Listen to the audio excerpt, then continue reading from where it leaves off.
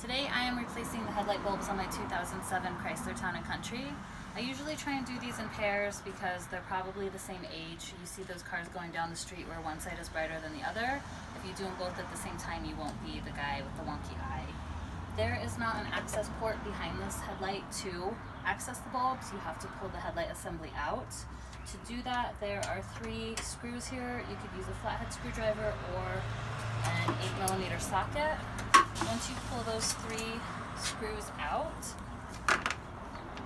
set them in a safe spot, then you can slide the headlight assembly out.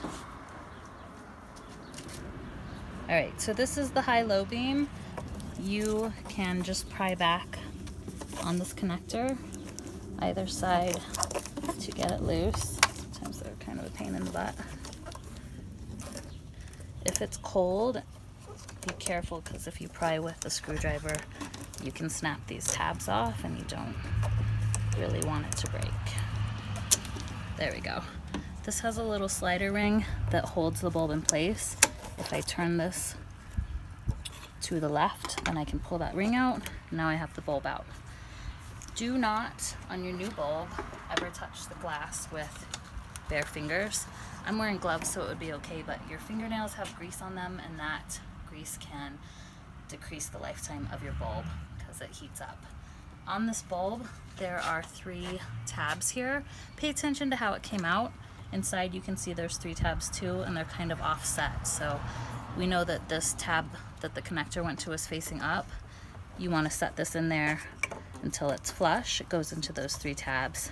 And then I'm going to put this guy back on. There's 3 tabs here. Once I get that on, I turn it to the right until it locks the bulb in place, and then put the connector back on. This headlight assembly has a little kind of hold down thing that helps you get it in place and line it up to get the screws lined up. Before I do that though, before you put it back in, I always want to check and make sure that the bulb actually works. So we are looking good. Then I can get the 3 screws holding this up into place. Start the 3 screws by hand before you tighten any of them down, and that's it.